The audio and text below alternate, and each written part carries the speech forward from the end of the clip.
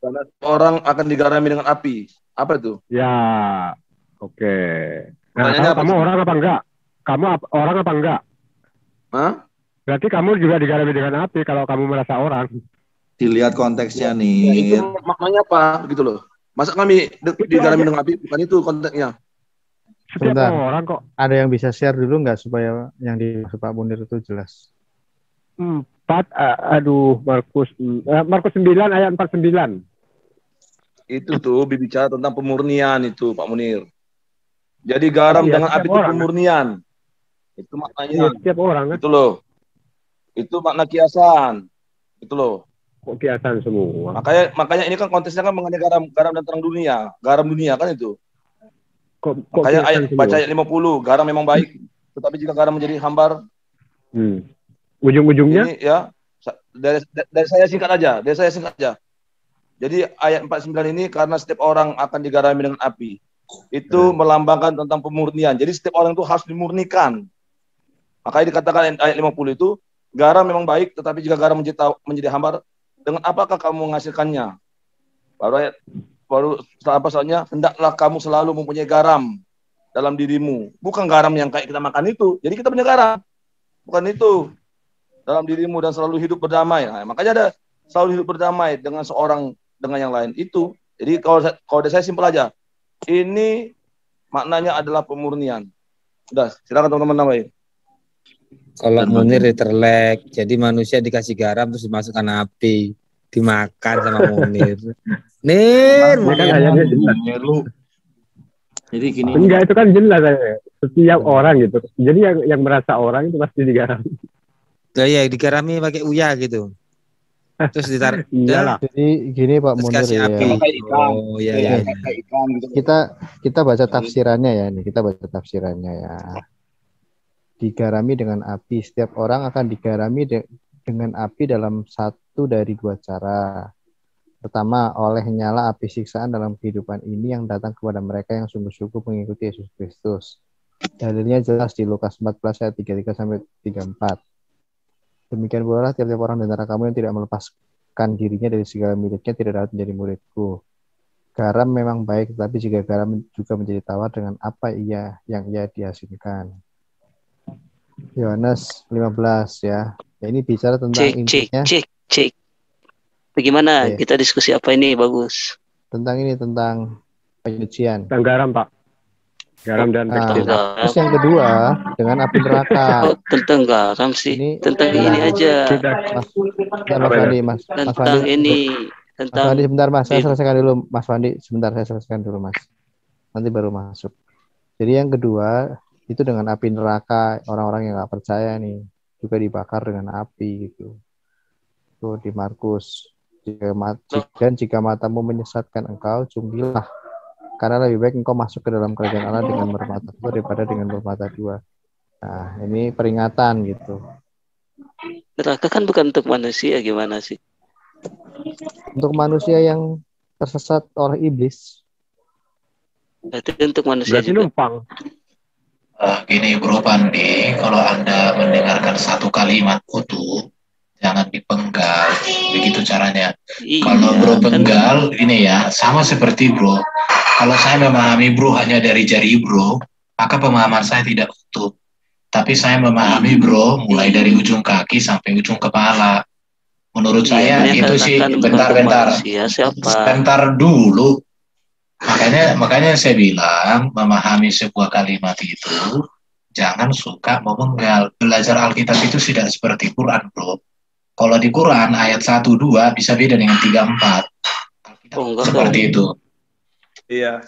Iya, jadi itu bedanya Bro Pandi. Jadi kita memang punya konsep yang berbeda. Jadi kalau Bro selalu memelintir kata-kata dikurangi, menurut kami itu sikap yang kurang bijak.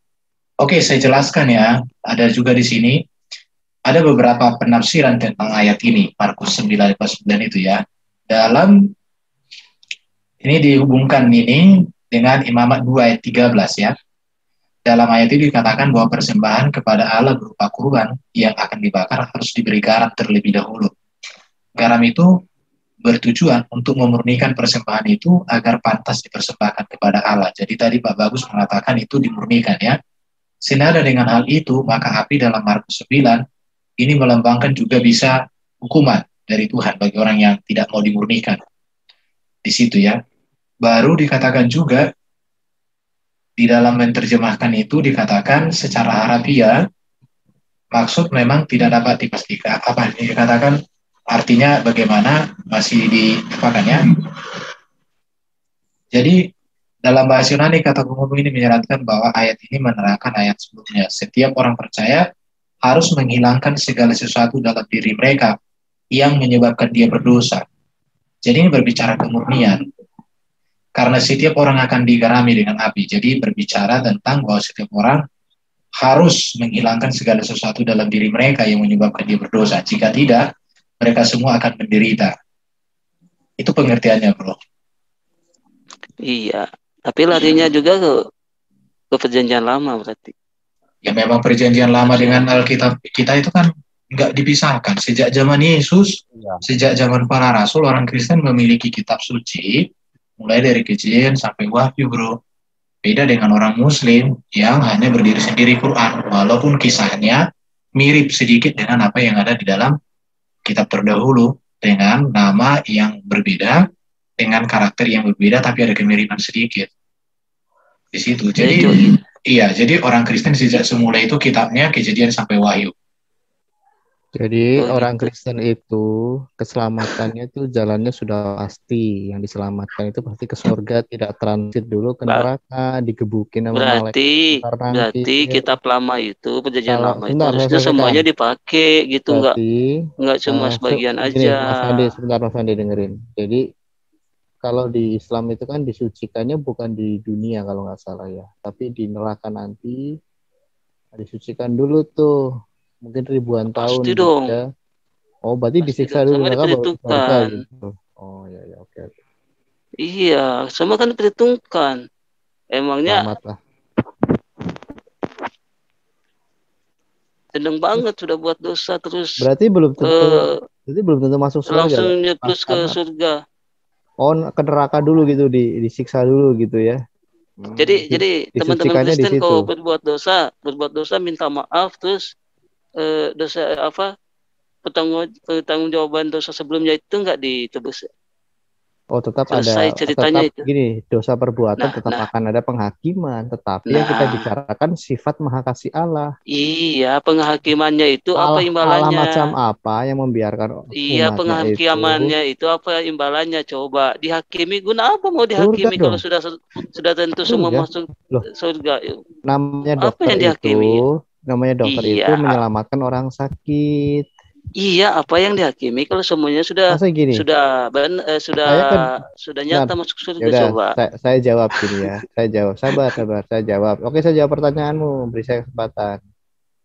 Sekarang dokter ya. Saya pasien berobat ke dokter. Dokter itu bilang, kamu sakit dulu, modar dulu, rasakan sakitnya, baru nanti saya obati. Kan nggak bisa begitu. Yang namanya dokter yang mengasihi pasiennya. Oke Pak, buru-buru masuk sini, buru. Pertolongan pertama dulu nih. Dikasih air minum misalnya, dikasih vitamin, dikasih penurun demam. Gitu. Allah itu sangat Maha Kasih. Gitu ya. Menyelamatkan orang yang berdosa, asal orang yang berdosa ini dengan kerendahan hati meminta pertolongan Tuhan. Tidak ada satupun manusia di dunia ini yang terbebas dari dosa, tetap berdosa. Hari penghakiman itu buat apa?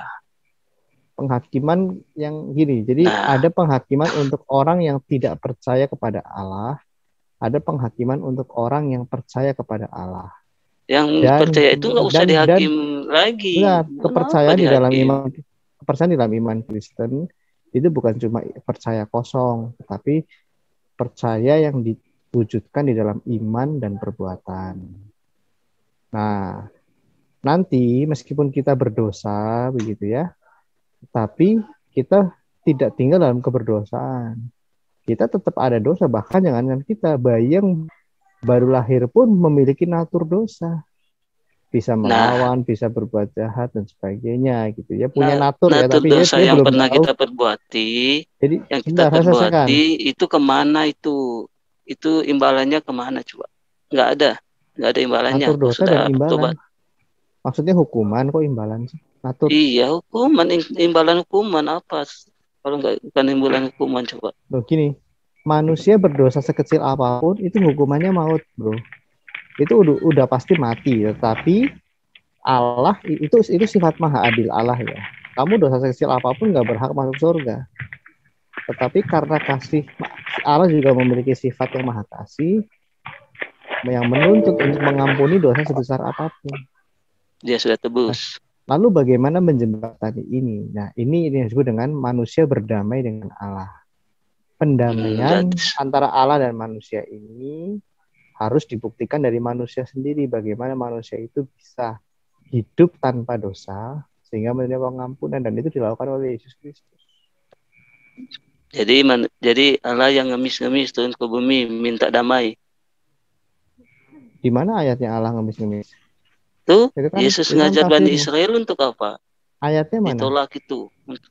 Iya, nyata-nyata Yesus turun ke Bani Israel itu untuk apa? Iya, mana ayatnya mengatakan ngemis-ngemis itu mana? Iya, saya tanya Yesus turun ke Bani Israel itu untuk apa dia?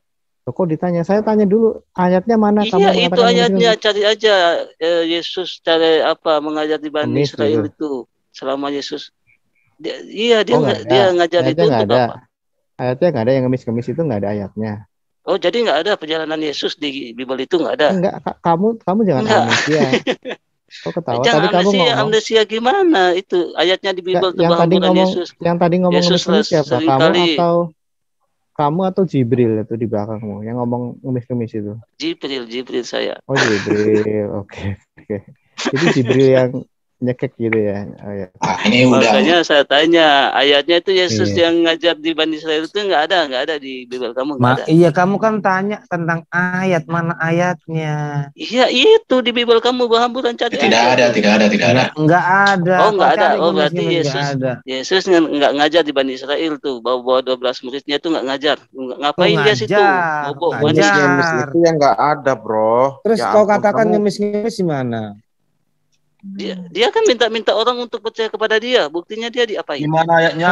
Mana percaya? Di mana ayatnya? Ya, perlakuan dia. Iya, pekerjaan dia tuh dia dibantuin, diapain itu ngapain itu? Dia kan ngajar enggak terima. Itu kan istilahnya kan gitu. Di mana coba? Gini aja Pak. Istilahnya kan gitu. Sebentar, gini. Bentar, logikamu suatu pengajaran sabar. Enggak, iya. Logikanya gini, kalau kamu tidak pernah Yesus tidak pernah minta untuk kamu percaya, ngapain kamu percaya gitu? Kalau misalkan Yesus nggak pernah minta. Fandi. Yesus mengatakan, Fandi. Akulah jalan kebenaran dan hidup. Berarti setiap pengajaran adalah pengemis. Mengemis. Udah, nggak usah ditanggapi lagi. Maksudnya dia kan Tuhan, dia kan Tuhan nggak harus dan dia turun minta diikutin, minta akulah ini, akulah itu, kan nggak harus gitu. Mana minta ngapain sih Tuhan turun ke bumi, nggak ada kerjaan, kayak nggak punya tentara aja. Buat itu apa dia bisa sebentar. Jadi Jadi gini, Bro Pandi. Sebentar, Bro Pandi. Kalau kamu punya premis seperti itu, maka sesungguhnya kamu sudah memprotes kitabmu. Kamu sudah memprotes Jibril, kamu memprotes Nabimu. Kenapa? Karena Allahmu juga, untuk apa dia mengutus Jibril? Untuk apa dia memberikan kitab? Untuk apa dia berbicara kepada Muhammad? Dia kan mengutus Jibril karena dia maha kuasa, banyak pesuruhnya. Emang kenapa? Iya sudah, kami juga Allah mengutus firman-Nya karena dia maha kuasa. Sebentar dulu Mbak, sebentar. Bukankah di Quranmu juga dikatakan bahwa kalian disuruh untuk percaya kepada Allah, bahkan bersyahadat atas nama Allah?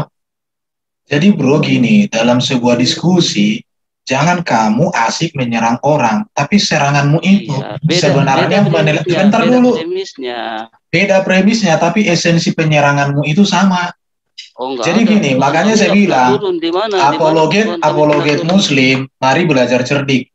Jangan kamu seperti Manahem Ali. Dia mengatakan bahwa kitab Taurat sudah ditemukan oleh seorang Muslim. Ini kan sebentar dulu. Ceritanya fakta. Iya, justru fakta. Sekarang nggak pernah Allahmu meminta untuk kalian menyembah Dia. Sembahlah hanya kepada Allah yang bisa, bukankah itu? Iya, namanya ya, terus Tuhan kenapa dia minta tapi enggak dia susah-susah turun kemari. Loh, mana lebih hebat? Tuhan yang bisa turun jadi manusia dengan Tuhan yang tidak bisa turun. Tuhan yang tanpa turun pun umat manusia bisa mengenalnya, itu yang lebih hebat. Loh, sekarang saya tanya samamu. Siapa yang pernah sebentar. Siapa yang pernah dibunuh manusia atau Tuhan yang tidak pernah ada sejarahnya dibunuh manusia? Mana lebih hebat? Sekarang mau saya tanya samamu. Kamu mengerti nggak arti kata Tuhan? Coba jelaskan sama saya apa arti kata Tuhan. Fokus ke ngemis lah. Enggak, jelas. Masalah mengemis, tidak pernah Yesus minta mengemis untuk percaya. Itu yang pasti. Kalau kamu katakan Al-Qur'anmu, bentar sedikit. Allah mengemis minta disembah. Iya, itu yang betul. Mau aku buktikan ayatnya. Banyak ayat di Al-Quran mengatakan sembahlah Allah. Dan ngemisnya pun kasihan orang disuruh orang lain. Contoh. Saya aja. Enggak, bahasanya logika mengemis ya. Saya akan kejar mengemismu. Saya mengutus ya seseorang untuk mengemis. Hasil remisannya saya yang menikmati. Siapakah itu? Terjemahkan sendiri. Gini bro, kita jangan terjebak, jangan terpancing. Bukan, biar logikanya dibalikkan. Supaya dewasa. Iya paham. Sebentar. Logikanya kan udah gak benar. Iya. Kita balikan dulu. Sebentar, gini. Ini kan lah. Kalau mereka memancing-mancing untuk ini, kita jangan ikut memancing. Kita jangan ikut menggunakan umpan mereka, masalah ngemis begitu, enggak usah ditanggapi. Ya sudahlah, kita klarifikasi, kita tidak mau terpancing. Tadi Allah mengemis atau kita tarik kata-kata itu. Sekarang nggak usah bahas masalah mengemis, malah nanti jadi sensitif gitu. Dia yang ngajak nggak gitu loh. Ini live bro. Saya tanggapin sedikit ya. Saya nggak akan menyinggung iman saudara Munir ya. Yesus berkata begini, ya, mari ikutlah aku. Ini bukan perkataan pengemis. Bro, ini bukan Munir bro yang bilang pengemis bro. Kok kesannya? Pandi. Saya jawab dulu bro. Kamu nggak usah apa dulu. Bukan Pak Fandi Fandi. Tadi. Fandi udah keluar Pak Fandi. Mari ikutlah aku. Ini sifatnya mengajak. Dan dalam ajakan itu ada sesuatu yang dia tawarkan. Kalau mengemis itu sifatnya meminta tolong. Kalau ini malahan Tuhan yang memberi sesuatu kepada mereka yang mengikuti dia. Jadi jangan dihilangkan esensinya. Mengemis itu esensinya apa? Mengikuti dia itu esensinya apa? Ada sesuatu yang diberikan nantinya. Kalau mengemis itu pasti orang yang mengemis meminta sesuatu. Tapi kalau dia mengajak, artinya dia akan memberikan sesuatu ketika dia mengajak. Gitu bro, itu sederhananya begitu. Ya, mohon dipahami, jangan dipelintir ketika membaca ayat-ayat seperti ini, dipikir ini mengemis. Padahal ini sifatnya mengajak. Baru gini ya, yang perlu kita tegaskan juga, mengemis itu kan biasa seorang yang tidak memiliki apa-apa. Seseorang yang tidak mampu. Tetapi untuk konteks Yesus, dia berbeda. Dia datang dari surga, dia firman Allah, dia yang kudus, dia yang mulia, dia berkuasa di bumi di surga. Justru dia, inilah yang disebut dengan merendahkan diri, berkenosis. Tujuannya apa? Untuk menyelamatkan kita. Jadi kalau kita katakan Yesus pengemis, bukan. Bahkan Yesus mengatakan, kalau kamu larang anak-anak ini untuk berseru, untuk memuji, untuk menyembah, datang kepada aku, kan bisa menjadikan batu-batu itu berbicara. Jadi artinya Yesus tidak pernah mengemis. Tetapi mengapa Yesus menawarkan diri? Ya karena Yesus mengasihi kita. Dia ingin kita selamat. Dia ingin kita masuk surga. Dan itulah yang disebut kasih.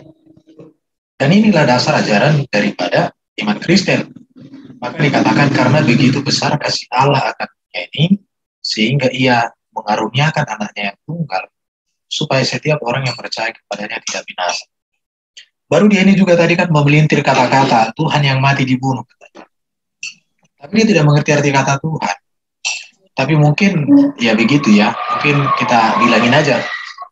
Tuhan itu kan berbicara tentang kepenguasaan Yesus. Tuhan kita bedakan dengan Allah. Ulang-ulang kita sampaikan di CIA ini.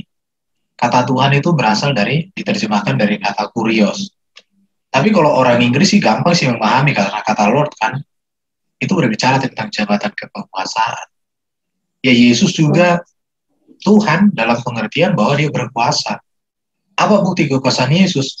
Karena kepada Yesus diberikan Bapa itu kuasa untuk menyembuhkan, kuasa untuk menyelamatkan, kuasa untuk menyatakan seluruh kehendak Bapa. Dan dia mati itu karena memang firman mengambil natur manusia itu, kemanusiaan yang mati. Di situ jadi bukan Bapa di surga yang mati, tetapi hakikat keberadaan sang firman atau kedagingan atau kemanusiaan dari sang firman yang mengalami kematian. Dan kalau kita berbicara mengapa dia mati, di sana berbicara penebusan. Tetapi kalau kita berbicara penebusan lagi, seringkali mereka salah memahami. Dan menurut saya wajar mereka tidak memahami kematian Yesus maknanya. Kenapa? Karena bagi saudara-saudara kita itu kan mereka tidak mengerti arti hukum kurban yang sudah terjadi sejak manusia jatuh dalam dosa, Kejadian 3:21 itu. Memang sukar kita untuk menjelaskan tentang makna kematian Yesus itu kepada saudara-saudara kita itu karena mereka kehilangan kitab, atau boleh katakan mereka tidak memiliki kitab yang berbicara tentang hukum kurban. Memang di dalam ajaran mereka kan ada juga tentang kurban, tetapi makna kurban itu, esensi kurban itu, latar belakang kurban itu, tujuan kurban itu, tidak ada kaitan dengan apa yang terjadi dalam kitab PL itu. Di situ. Dan yang membuat kita kadang juga terkendala untuk menjelaskan, karena mereka menganggap mereka kebenaran. Padahal ketika kita tanya kepada mereka atas dasar apa, tujuan apa, mereka juga AIWO juga. Jadi ini menjadi gap jarak untuk membangun sebuah dialog dengan mereka. Tetapi kalau dialog itu hanya membukakan pemahaman dari satu sisi dan di sisi yang lain tanpa mempertentangkan dan tujuannya untuk mengetahui dan mengenal dan merenungkan masing-masing, menurut saya itu sangat bagus sekali. Jadi ini yang harus kita suarakan sama saudara-saudara kita Muslim ini supaya mereka mengerti pemahaman kita terhadap Alkitab itu. Itu sih. Dan juga kalau boleh menambahkan Bro Erben, mereka tidak paham Tuhan Yesus itu mengasihi kita seperti apa. Bahkan kan waktu dia disalib dia mengatakan, ya Bapa ampunilah mereka karena mereka tidak tahu apa yang mereka perbuat. Padahal itu mereka sudah menyalibkan Yesus, menyambut Yesus seperti itu. Tuhan Yesus masih mengampuni mereka gitu loh, berusaha untuk memintakan pengampunan untuk kita, untuk mereka yang menyalibkan dia gitu loh. Bagaimana kemaha pengasihan itu terlihat di situ, bukan yang ditampar balas nampar. Makanya kan kalau kita menyebut Allah yang maha pengasih dan penyayang, ya kalau di kita kan Mazmur 103:8. Ya, yang maha pengasih penyayang itu otomatis kan kasihnya melebihi kasih semua makhluk, termasuk semua manusia. Dan Allah membuktikan kemaha pengasihannya lewat dia hadir dalam firman-Nya yang menjadi manusia, menjadi pribadi Yesus Kristus ya. Di situ kasih yang melebihi kasih manusia manapun yang nggak bisa ditentukan, dan itu hanya diberikan kepada manusia. Nggak diberikan kepada jin, nggak diberikan kepada malaikat, nggak diberikan kepada tuyul atau kepada hewan, kepada ikan, kepada apa, enggak. Perwujudannya hanya dalam roh dan firman-Nya dalam manusia. Dan penebusannya sekalipun dia disiksa, orang yang menyiksa dia pun dia berusaha mengampuni. Di situ adalah salah satu bukti kemaha pengasihannya yang dihadirkan. Jadi enggak cuma ngomong doang Allah maha pengasih dan penyayang, tapi dia betul-betul hadir menjadi sosok pribadi yang mengasihi sepenuhnya dan membuktikan maha pengasih Allah ini enggak ngomong doang, dan dibuktikan dengan sangat luar biasa kayak gitu, Bro. Sayang Fandinya yang tadi Melintir udah nggak ada. Sorry ya Pak Munir, tadi saya salah sebut. Nggak apa-apa, kita jelaskan aja apa yang diapakan tadi, supaya ada juga pembelajaran. Kita ngobrolkan aja yang sudah dimulai dia itu. Ya, makanya kita pertanyakan saat kita menyebut Allah, kita dalam Mazmur 103 ayat 8 ya, El Rakum El Yekan, Allah yang Maha Pengasih dan Penyayang. Ya, di situ kita pertanyakan, kita ngomong menyatakan iman seperti itu, Allah yang Maha Pengasih dan Penyayang. Kita itu ngomong jujur, ya, ataukah kita ngomong itu lagi ngeprank Tuhan? Kita ngomong Allah Maha Pengasih dan Penyayang, tapi kita nggak pernah tahu bagaimana Maha Pengasihnya Dia terhadap manusia, terhadap ciptaannya. Nggak tahu, cuman asal ngomong.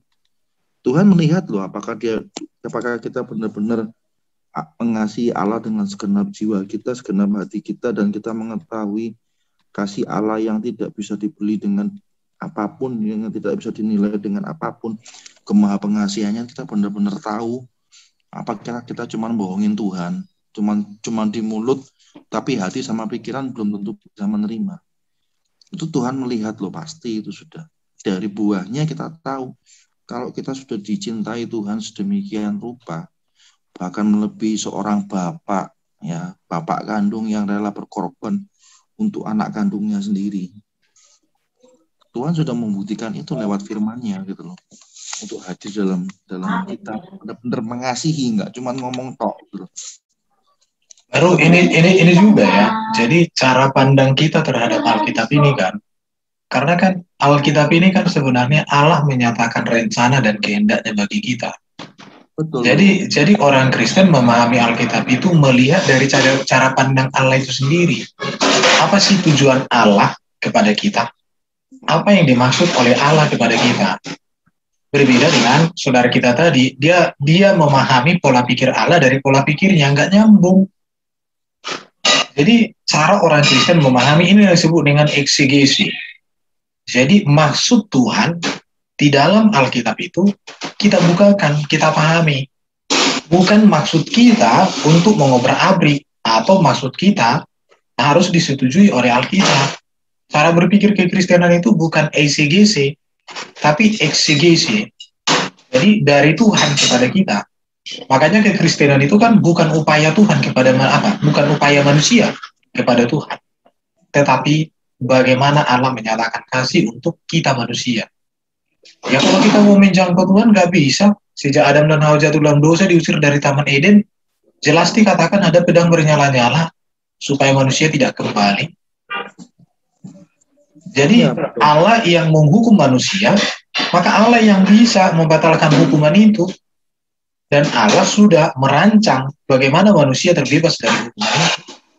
Yaitulah Yesus hadir untuk kita, pengharapan kepada Sang Mesias. Jadi ini cara berpikir orang Kristen yang sangat berbeda dengan saudara kita Muslim di dalam memahami kitab suci. Baru juga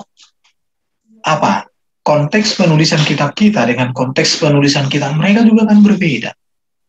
Kita, Alkitab ini dituliskan berbicara tentang apa yang Allah sudah nyatakan, bagaimana Allah berkarya di tengah sejarah umat manusia, dan bagaimana Tuhan mengasihi dan juga menghukum manusia ketika jatuh dalam dosa. Semua dituliskan, sehingga ketika dituliskan tentang dosa itu berbicara tentang kekudusan Allah yang tidak berkenan atas dosa, supaya manusia tidak mengulangi. Berbeda dengan konteks penulisan kitab saudara kita, dan kita harus menghargai itu walaupun berbeda. Apa perbedaannya? Kitab mereka kan diturunkan sesuai dengan kebutuhan kebutuhan baginda. Contoh, ada persoalan begini, turun ayat. Ada persoalan begini, turun ayat. Kita berbeda, kita tidak seperti itu. Artinya di sini paradigma Muslim memahami kitab suci mereka sama sekali tidak bisa digunakan menjadi patokan di dalam memahami kitab suci kita. Di situ. Jadi ini yang membuat saudara Pandita itu tidak memahami, sehingga seringkali hanya mengutip satu ayat atau setengah ayat atau sepenggal ayat. Padahal kita tidak seperti itu. Ada konteks yang dibicarakan di situ. Ada perikopnya, ada konteks dekat, ada konteks jauh. Karena kita melihat Alkitab ini dari cara pandang, apa sih yang dimaksud Tuhan mengilhami para penulis tentang itu? Apa nilai-nilai moral, apa kebenaran, apa keselamatan, apa tentang surga, apa tentang manusia, apa tentang dosa, bahkan tentang iblis. Kan itu semua yang dibicarakan dalam Alkitab. Ya di sini ini yang harus diingat oleh saudara-saudara kita Muslim supaya mereka jangan salah memahami tentang keimanan kita. Nah, itu sih dari saya. Mungkin kawan-kawan silakan ditambah. Ya. Jadi kalau kita nanti ya kita tidak pernah tahu ya saat kita mati bagaimana ya. Cuman gini loh, kalau kita sendiri sebagai seorang Kristen, kita mengetahui bahwa kasih itu terbagi menjadi 4 macam, storge, eros, phileo, dan agape. Ya. Kasih yang seperti apa yang Tuhan mau sama kita dan kita berikan kepada orang lain dan membuktikan kita mencintai Tuhan. Ya. Kalau nanti mungkin kita ditanya apakah kamu mencintai aku? Mungkin kita bisa bilang iya Tuhan, kita bisa mencintai Tuhan. Apakah kamu tahu kemahapengasihaniku? Ya kita tahu lewat Yesus Kristus toh. Tuhan sudah mengkaryakan untuk firman-Nya diutus sebagai manusia yang menjadi pribadi yang rela berkorban untuk kita. Firman yang merupakan bagian dari diri Allah yang menjadi pribadi dalam Allah Tritunggal yang kita kenal. Ya, Dia sudah melakukan itu untuk menggenapi kasih-Nya yang begitu sempurna yang nggak bisa dibeli dengan apapun. Iya Tuhan, Engkau benar-benar mengasihi aku. Aku nggak layak Tuhan, tapi cintamu, kasihmu yang melayakkan aku. Kita dengan mudahnya, sedangkan kalau mungkin tetangga kita, saudara kita tanya, apakah kamu mengasihi aku? Iya. Apakah kamu tulus mengasihi aku? Apakah kamu phileo? Apakah kamu eros? Apakah kamu storge? Apakah kamu agape? Atau bahkan kamu nggak tahu kalau aku mengasihi kamu? Kalau Allah tanya seperti itu kepada saudara-saudara kita yang lain, apakah cuma celingak-celinguk begitu saja tanpa tahu bahwa bagaimana kemahapengasihanian Tuhan itu terhadap dia? Saya yakin semua manusia pasti akan mengalami itu suatu saat. Entah itu terjadi atau bagaimana tidak, tetapi yang saya yakini terutama di situ. Karena saat kita diterima Tuhan dan menikmati cinta Tuhan yang tidak bisa dibeli dengan apapun, dengan kondisi kita sesusah apapun, kita masih bisa tersenyum. Setidaknya aku punya Allah yang sangat mencintai aku dan aku yakin Tuhan menyediakan berkat buat aku karena Dia sebagai Bapa yang mencintai anak-anaknya. Dan kita pun diajarkan doa Bapa kami dalam pribadi Yesus Kristus.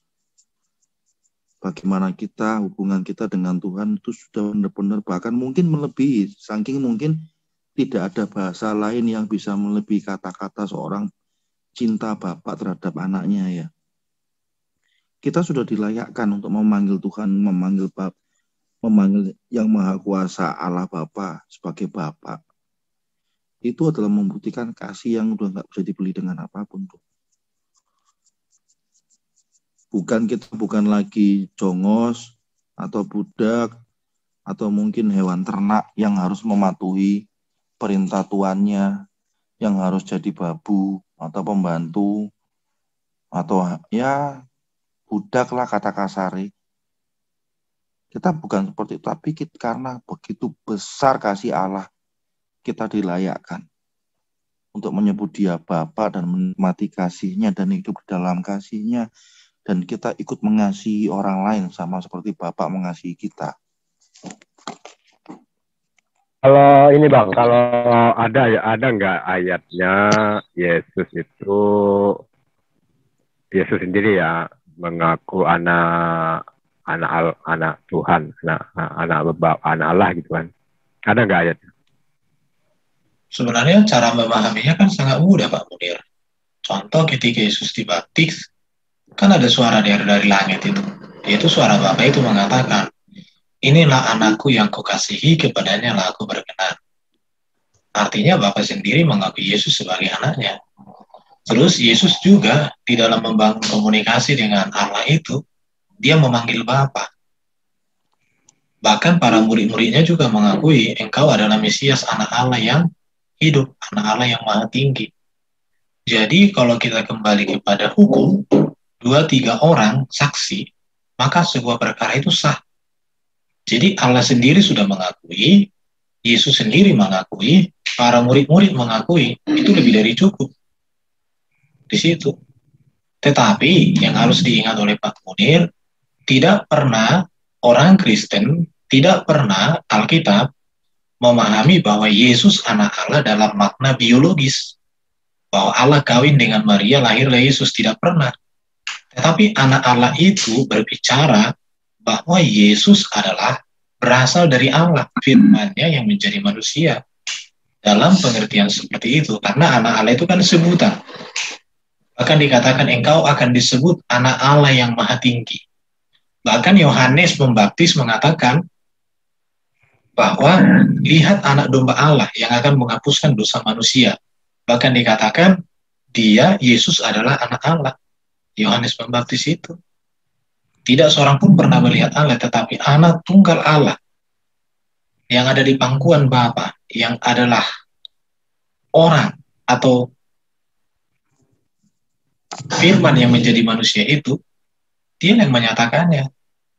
Jadi itu, memang banyak saudara-saudara kita Muslim memahami bahwa Yesus anak Allah.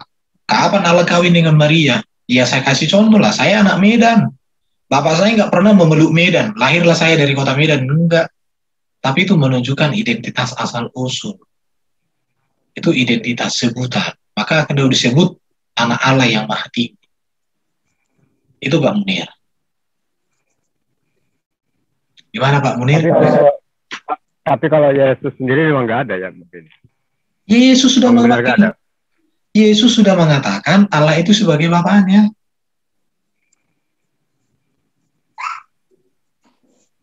Bapak itu sudah kan Yesus selalu mengaku anak manusia gitu, nggak pernah. Oh iya, Yesus banyak mengatakan Yesus anak Allah. Sebentar saya cari data supaya Pak Munir mengerti. Ya, ada apa-apa kita. Yang lain kawan-kawan mungkin sambil ngobrol-ngobrol bisa. Ya, jadi waktu imam ya, kalau nggak salah, waktu dia bertanya kepada Yesus ketika Yesus akan diserahkan untuk disalibkan, dia bertanya begini, apakah engkau anak yang terpuji? Tuhan Yesus tidak bilang tidak, tetapi dia katakan, engkau sendiri yang mengatakannya. Artinya, dia menyetujui atau dia membenarkan apa yang ditanyai oleh imam besar itu ya, kalau nggak salah ya. Nah, jadi harusnya teman-teman ketika membaca ayat ini, tidak perlu pengakuan langsung, akulah Tuhan, sembahlah aku. Nggak perlu itu. Karena dari bahasa-bahasa seperti ini harusnya kita sudah punya nalar untuk menangkap itu. Tidak ada seorang manusia yang mampu melakukan itu kalau bukan Tuhan sendiri kan. Nah itu maksudnya Pak Munir. Saya nggak bisa buka ayatnya, nanti teman-teman bisa sampaikan ayat itu yang tadi saya sebutkan. Dan ini bro, saat Yesus setelah itu kan disalib, saya ulangi lagi ya, dia mengatakan, ya Bapa, ampunilah mereka, karena mereka tidak tahu apa yang mereka lakukan. Manusia manapun nggak akan pernah bisa melakukan itu, bro. Dia dihina, dia disiksa, dicambuk, gitu, pakai cambuk yang ada durinya seperti itu, gitu. Demi untuk nebus dosa kita, dia yang mencambuk, dia ngampuni, bro. Berusaha memintakan pengampunan kepada Tuhan, ya. Karena Yesus tahu orang yang mencambuk itu tidak tahu kalau yang dicambuk itu benar-benar penebusnya mereka. Kan dia Allah membuktikan kemaha-pengasihannya lewat firman-Nya yang menjadi manusia itu. Kalau saya sederhana saja sih. Kalau Tuhan memaksa manusia untuk menyembah Dia, itu bukan Tuhan. Betul Pak, setuju Pak. Iya. Karena Karena gini, tunggu dulu Pak Unil. Logikanya kan, kalau kita sudah tahu, kita merasakan bagaimana kasih Tuhan, tanpa dia suruh kita nyembah, kita sembah dia gitu. Kalau kita sudah merasakan kasihnya, kalau saya itu, kalau dia nuntut, sembahku ya, itu bukan Tuhan. Hantu itu. Itu setan, Bang. Waktu dia mencoba Yesus itu kan setan yang nyuruh nyembah. Kalau Allah yang sejati, dia pasti maha pengasih dan penyayang, Pak. Ya. Oke. Lewat kemaha pengasihannya dia, manusia bisa tahu kalau dia Tuhan itu loh. Kemaha pengasihannya nggak bisa dilihat sama ini ya. Ada Protestan nih. Kalau setan, ya, kalau iblis, lewat kekuatannya dia menunjukkan keperkasaannya. Lewat dia menyiksa orang, dia pingin disembah. Lewat kutukan, dia pingin diagung-agungkan. Kalau kita melihat dari peradaban kuno, ya, entah Baal, entah apa, Belzebul, entah apapun, itu mainannya kayak gitu, Pak. Tapi kalau Allah yang sejati dan Tuhan yang sejati membuktikan ketuhanannya lewat kemaha pengasihannya. Karena dia pemilik yang sejati dan pasti dia memelihara apa yang menjadi miliknya. Oke, ini aku jelaskan dikit ya. Jadi Yesus anak Allah itu sebutan menunjukkan relasi atau keakraban hubungan bahwa Yesus berasal dari Allah. Yesus adalah firman. Yesus dikandung dalam rahim perawan Maria oleh kuasa Roh Kudus. Jadi Yesus berasal dari hakikatnya Allah. Bahkan Yesus sendiri memiliki hakikat Allah, yaitu adalah firman. Ini pemahaman Kristen. Yang berikut, bukti-buktinya pengakuan daripada Allah Bapa itu sendiri. Matius 3:16-17. Inilah anakku yang kukasihi, kepadanya aku berkenan. Ada di dalam Markus, Lukas, dan Petrus juga. Jadi kalau yang di surga itu, Bapa di surga sudah mengakui Yesus anak Allah, menurut saya kita tidak bisa menggugat karena dia sendiri yang ngomong. Di situ baru kita lihat lagi ya pengakuan malaikat. Anak yang akan kau lahirkan itu akan disebut kudus, anak Allah. Jadi Allah, malaikat juga mengakui, menyatakan itu. Baru kemudian ini pengakuan Yohanes Pembaptis, ia inilah anak Allah. Padahal Yohanes Pembaptis ini kan orang yang sangat dihormati pada waktu itu. Dialah penutup para nabi PL dan sekaligus pembuka jalan bagi Yesus. Dan aku telah melihatnya dan memberi kesaksian. Ia inilah anak Allah. Yohanes Pembaptis kok mendeklarasikan itu kepada semua orang Israel. Tidak ada orang Israel pada waktu itu yang tidak menghormati Yohanes Pembaptis. Bahkan Raja Herodes sekalipun sangat menghormati Yohanes Pembaptis. Walaupun pada akhirnya Yohanes Pembaptis dipenggal dia karena termakan janjinya sendiri ketika anak Herodias itu menari-nari. Tapi sebelumnya itu dia menghormati kok. Dan orang Israel sangat menghormati Yohanes Pembaptis. Dia mengakui. Kemudian kita lihat ya, pengakuan Yesus sendiri. Ia memanggil Allah itu sebagai Bapa. Dia katakan, sebab inilah kehendak Bapakku, yaitu supaya melihat anak. Jadi Yesus mengakui dirinya anak. Dan dia mengakui Allah itu sebagai Bapaknya. Banyak sekali pengakuan Yesus ini, jadi cukup. Baru pengakuan para murid. Dan orang-orang yang ada di perahu itu menyembah dia katanya. Ya ini alasan juga orang Kristen menyembah Yesus. Karena para murid juga menyembah Yesus. Sebagai apa? Bahwa sesungguhnya engkau anak Allah.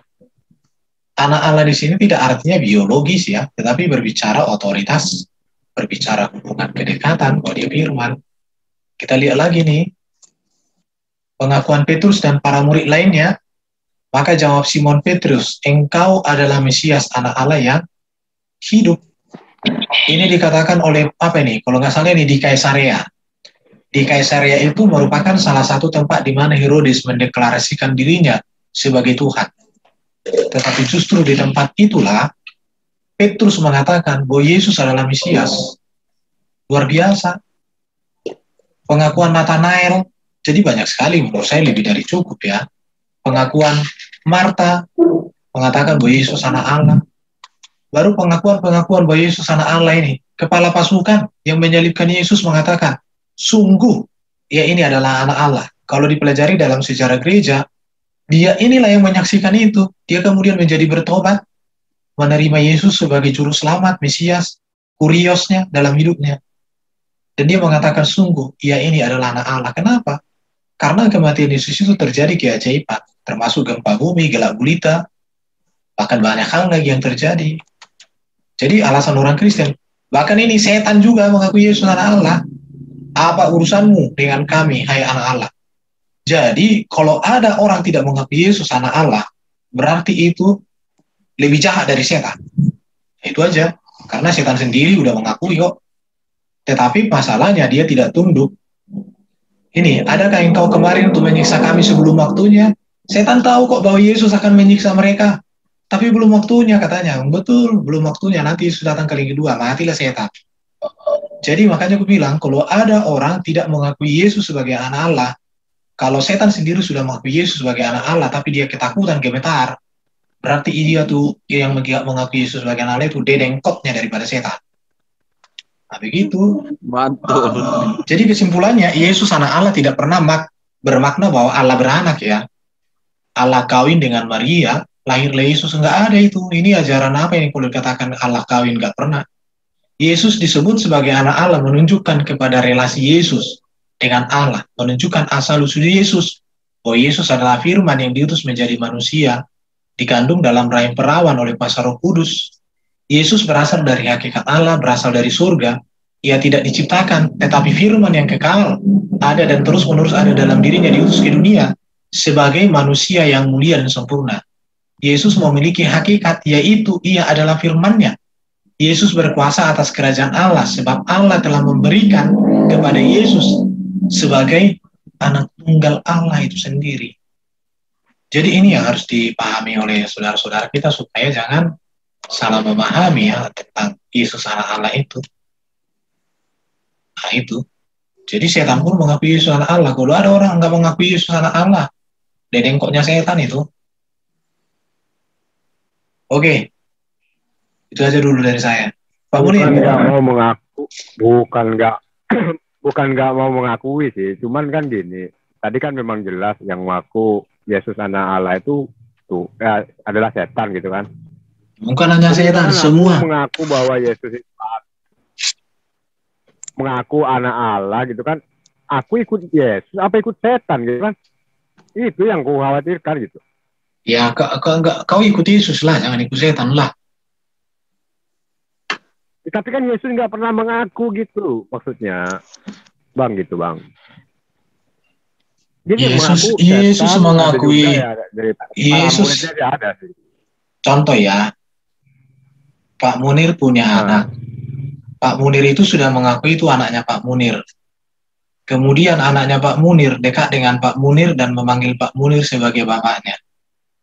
Kalau ada orang meragukan bahwa itu anaknya Pak Munir, maka sama saja mereka hendak mengatakan bahwa Pak Munir itu selingkuh atau Pak Munir itu bapak yang kurang ajar.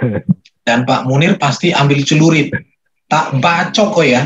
Kau rendahkan aku yang melahirkan sama istriku. Aku punya anak itu. Uji tes DNA ya. Aku tetap pateni kau. Gitulah kau ngomong. Itu ya kalau cara berpikirku. Tapi mungkin cara berpikir Pak Munir agak berbeda dengan saya. Ya sudah, kuhargailah perbedaan ini.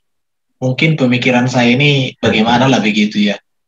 Itu aja Pak Munir. Kalau aku bilang anaknya Pak Munir, itu bukan anakmu Pak Munir, anak tetangga itu. Marah nggak kau? Itu kan ada foto anaknya Pak Munir itu. Itu anak tetangga itu. Hasil selingkuhan ibu gitu. Gimana? Aku bukan tersinggung nggak?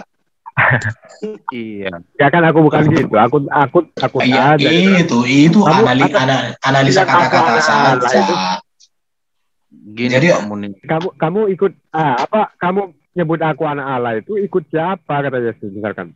Pak Munir. Ikut aku apa ikut setan gitu? Apa ikut sahabat aku gitu kan? Udah gini aja Pak Munir ya. Pak Munirku sayang. Tapi nggak apa-apa lah. Pak Munirku sayang. Cuman nanya aja. Gini aja Pak Munirku sayang. Berdoalah Pak Munir dulu dari hati yang paling suci dan dalam, katakanlah, Yesus, aku ingin mengenali Engkau, tolong. Tapi dengan sungguh-sungguh, supaya Pak Munir ditolong. Itu aja saran saya. Serukan dengan sungguh-sungguh dari hati yang paling dalam, supaya mengerti. Itu aja dulu Pak Munir ya. Terima kasih Pak Munirku sayang. Atau mungkin kalau Pak Munir lagi sholat ya, lalu doa yang tulus ya, minta sama Gusti Allah ya, ya Allah tunjukkanlah kasih yang sejati itu, bagaimana kasih-Mu yang sejati, cinta-Mu yang maha pengasih itu seperti apa. Munir rindu untuk mengenal cinta-Mu yang lebih dalam. Nanti kalau Munir mati suatu saat, setidaknya jikalau engkau bertanya, Munir, apakah aku maha pengasih? Kalau ya engkau maha pengasih, terus bagaimana kamu mengetahuinya? Buktinya apa kalau kamu tahu aku maha pengasih? Nanti Pak Munir biar tahu buktinya apa kalau aku mengasihi manusia lebih daripada jin, lebih daripada hewan, lebih daripada malaikat, tapi mengasihi Pak Munir lebih dari segala sesuatunya. Biar Pak Munir tahu kemahapengasihan Tuhan itu seperti apa. Gitu Pak Munir. Biar nanti nggak terkesan Pak Munir bohongin kalau kamu lain lagi Pak Munir, supaya kita nggak usah lama-lama. Kita hanya bahas satu pertanyaan aja bisa 2 jam sama Pak Munir nih, gimana sih? Lanjut yang lain aja dah. Aku kan ini bukan diskusinya bukan sama aku tadi, padahal itu kemana itu Pak Muslim itu. Sebenarnya ini aja Pak Munir bertanya aja nggak apa-apa Pak Munir. Bertanya sebanyak-banyaknya. Kalau aku ini sudah nggak ada lagi harus dipertanyakan. Gitu. Ya sudah, sekarang tinggal percayalah. Ya itu keputusan Pak Munir itu ya. Tidak ada paksaan dalam Yesus. Yang pasti kami sudah jelaskan semampu kami menjelaskan. Mau percaya atau enggak urusan. Urusan pribadi itu. Itu pribadi. Karena Pak Munir percaya Yesus pun enggak ada untungnya sama aku. Walaupun aku punya channel ya, itu aja. Jadi makanya Pak nanti dapat reward. Enggak ada urusan. Kalau kita Kristen Pak Munir ya. Memang Kristen Pak Munir tidak ada reward. Nggak ada reward. Gini. Kalau ada orang yang bertobat Pak Munir, ya kalau nggak berguru, gitu. Malaikat bersorak-sorai, iya itu. Kalau kami tidak ada upah kami, tidak ada. Pahala kami tidak ada. Siapa tahu dapat ini kain sarung. Tidak ada. Dapat kain sarung. Nggak ada. Ya, artinya Pak Munir. Gini, tunggu teman. Artinya gini, kami sedang merampas orang yang tadinya mau binasa tidak binasa, itu loh.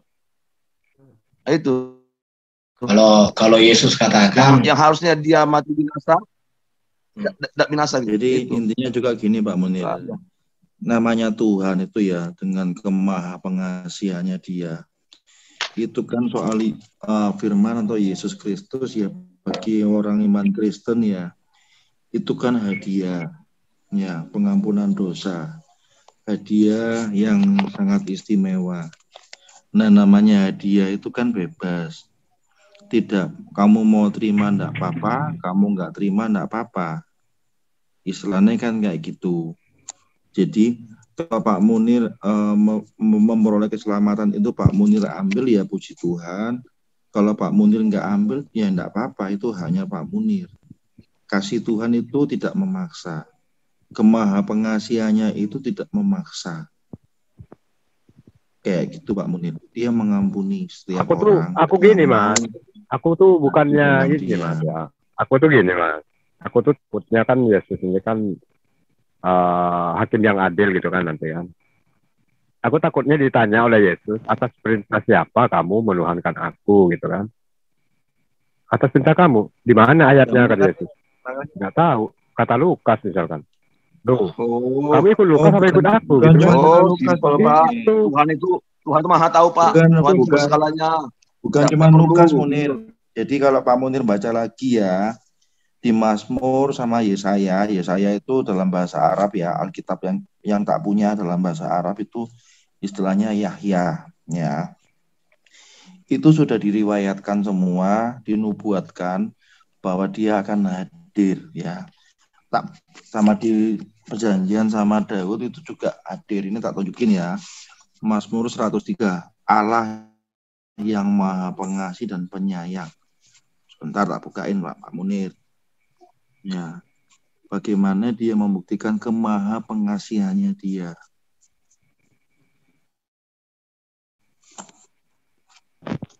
Izin share screen ya teman-teman ya.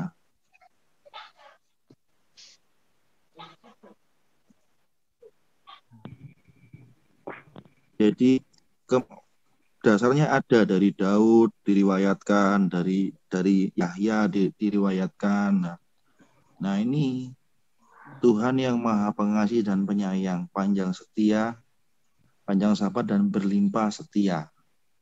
Ya, Tuhan yang menjalankan keadilan dan hukum bagi segala orang yang diperas. Ya, Ia memperkenalkan jalan-jalannya kepada Musa, perbuatannya kepada orang Israel. Ya, Dia yang menebusmu dari lubang kubur, yang memahkoti engkau dengan kasih setia dan rahmat. Ya. Ini sudah dituliskan sebelumnya Pak Munir. Bagaimana itu dinubuatkan di Mazmur ya? Itu di Mazmur 103 Pak Munir. Mazmur itu yang dimaksud Sabur, Yesus. Pak Munir. Itu yang dimaksud Yesus apa Allah itu yang dimaksud itu oleh Mazmur itu? Nah, kita mempercayai gini Pak Munir ya. Yesus itu kita mempercayai dia adalah Esa. Dengan Allah itu dia adalah firman atau dalam bahasa aslinya dafar atau kalimatullah lah dalam bahasa Alkitab bahasa Arab ya yang tak punya itu kalimatullah dan dia adalah manifest dikandung daripada Rahul Allah Rahul Kudus ya. Jadi itu adalah satu esensi firman itu kita kalimatullah itu kita memahami kan kalau jenengan kan ada kalam nafsi sama kalam lapsi ya. Kalau kita itu mengimani ada dafar, ada amar. Kalau dafar itu adalah hati dan pikiran Allah yang tidak terpisahkan dengan Allah. Ya, dia menjadi pribadi. Ya, makanya kita mengimani istilahnya Tritunggal. Ya, tiga dia tetapi tetap satu yang esa, tidak terpisahkan. Ya, antara firman dan rohnya dan Bapa itu tidak terpisahkan, dia satu. Esa. Derajatnya tinggi mana? Derajatnya tinggi mana?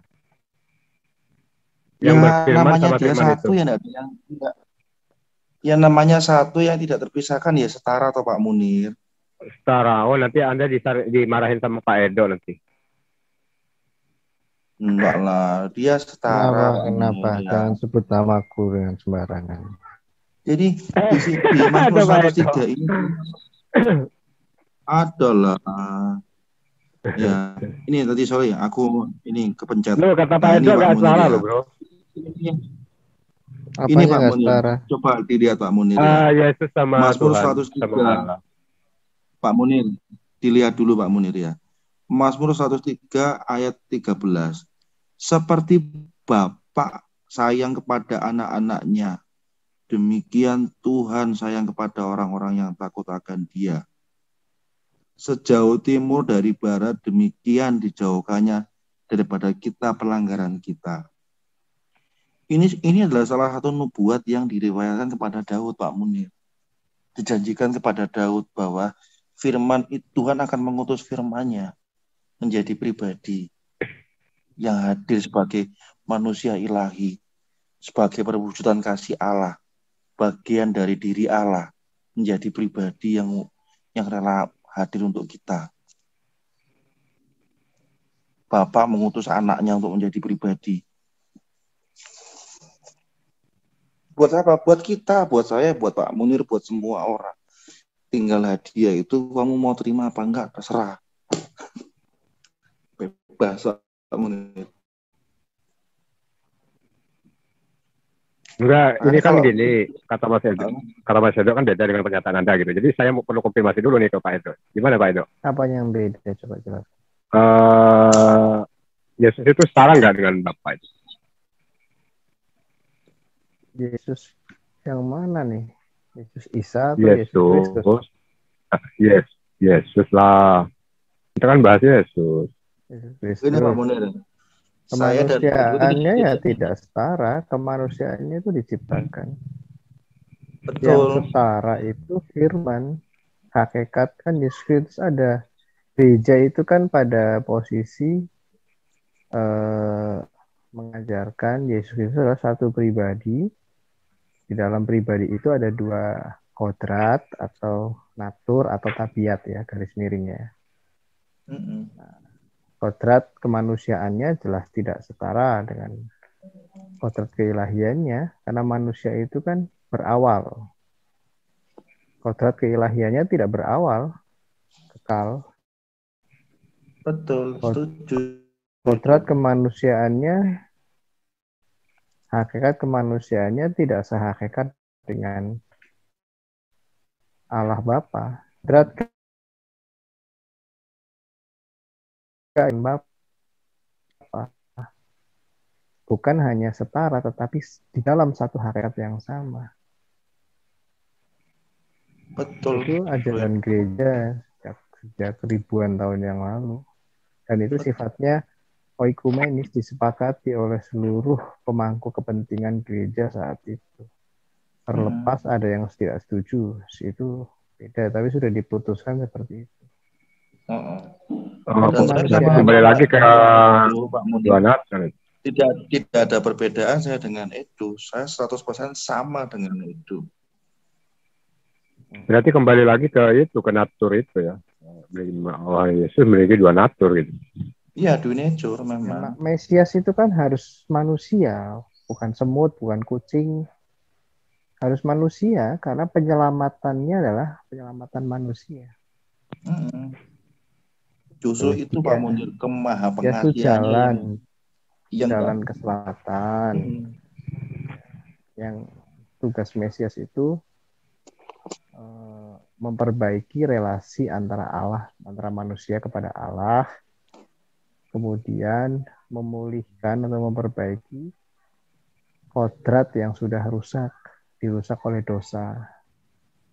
Itu tugas kemesiasan Yesus Kristus, dan itu hanya bisa dilakukan oleh Allah, bukan oleh kemanusiaannya. Tetapi kemanusiaannya itu satu keniscayaan, karena keselamatan umat manusia itu akan menjadi sempurna ketika Allah menyatakan dirinya sebagai manusia. Dalam posisi teologis itu, kami mengatakan Yesus adalah Allah itu. Tetapi Yesus juga manusia itu yang dinubuatkan. Daniel 7 ayat 13 dan seterusnya. Bisa nggak kalau Tuhan itu dicampur-campur gitu? Kok nggak 100% aja Tuhan gitu kok? Makanya kami pisahkan. Hanya ada satu Allah, yaitu Bapa, dan satu Tuhan atau satu Tuhan, yaitu Yesus Kristus. Ya seharusnya kalau Tuhan tuh 100% Tuhan gitu. Nah itu Mbak Munir. Kalau gitu kan 50. Ketika Pak Munir sekarang gini ya, bagaimana cara Pak Munir mengenai Allah Subhanahu wa Ta'ala? Tentunya kan melalui Quran kan? Karena Quran adalah perkataan dari Allah, betul tidak Pak? Nah, tapi kita tidak ini. Pak Munir, coba dulu mampu nggak Pak Munir memahami ini? Jadi kata kurios sebenarnya ini 717 kali ya dalam kitab Perjanjian Baru.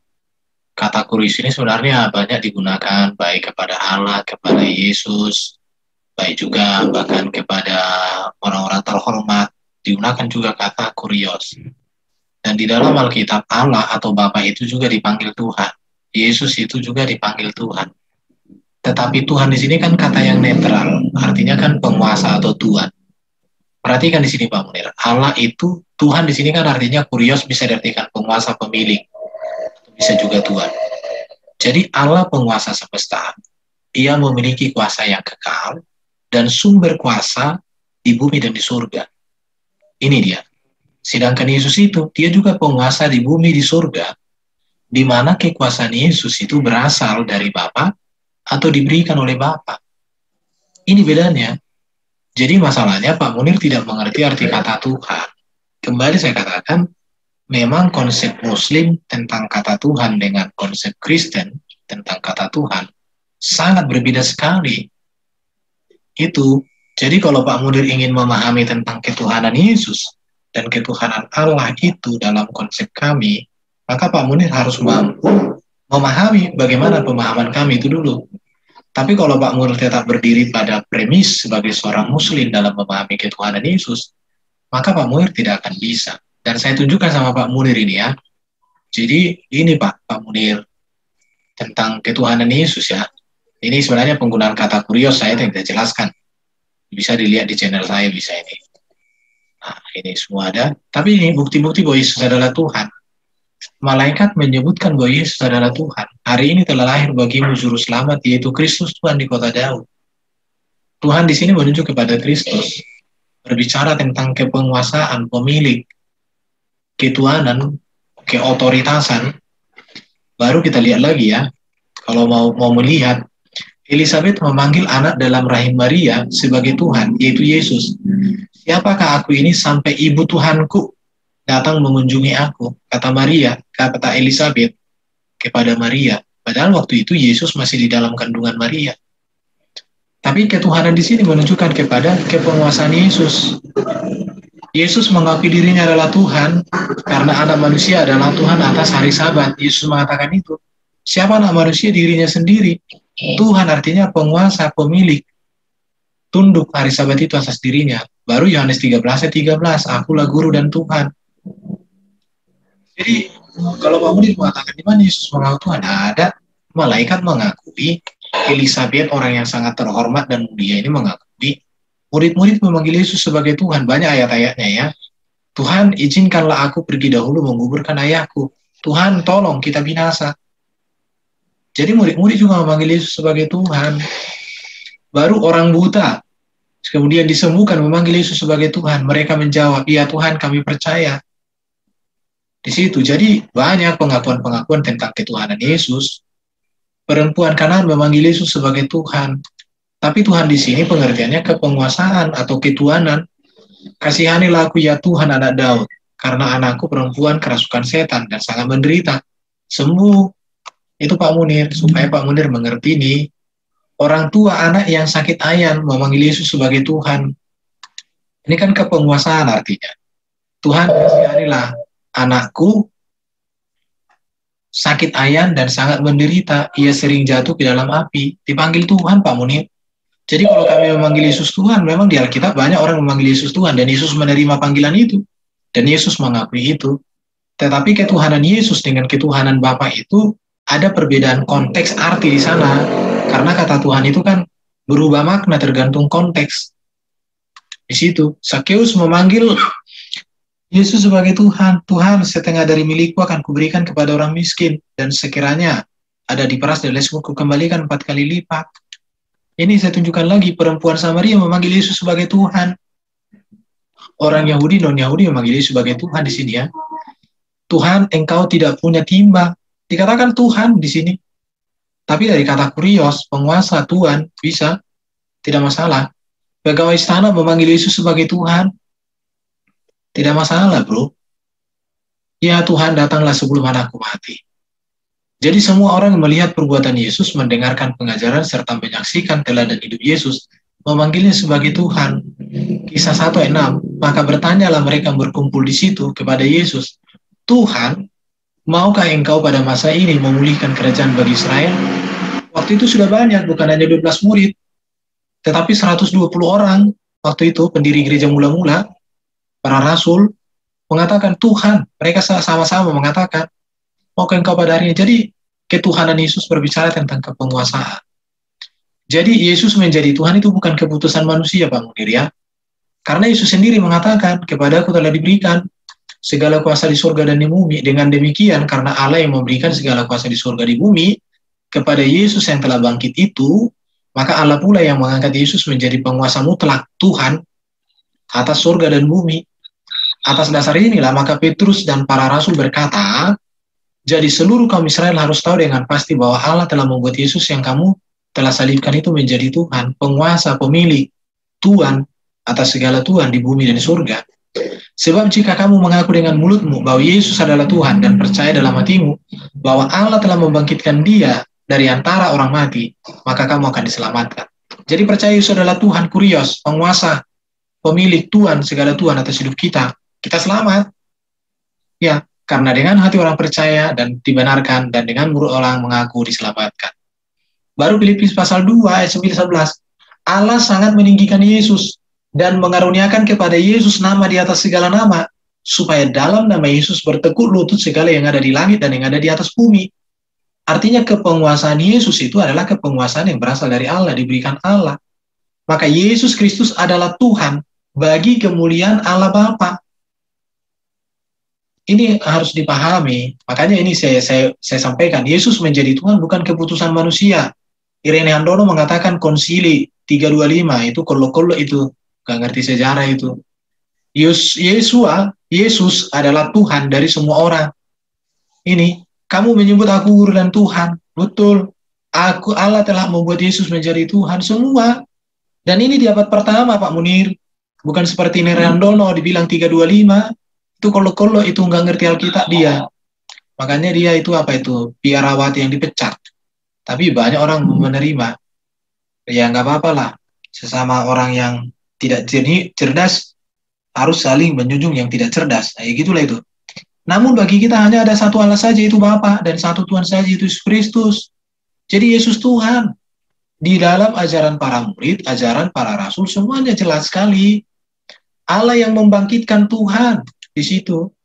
Baru satu Tuhan, penguasa, Tuhan kita, Yesus Kristus. Sudah 1:9.